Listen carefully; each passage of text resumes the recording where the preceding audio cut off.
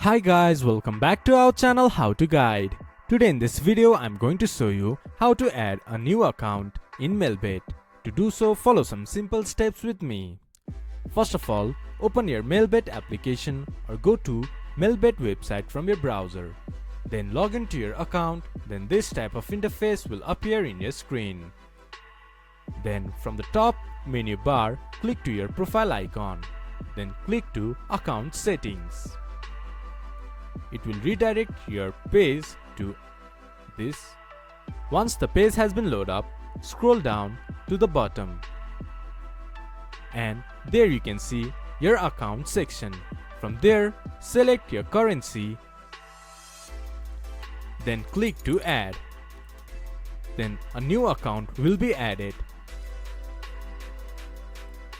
This is how you can add another account in your MelBet. This much for today's video. If you guys find our video helpful, please leave a like and comment. And do not forget to subscribe our channel and hit the bell icon.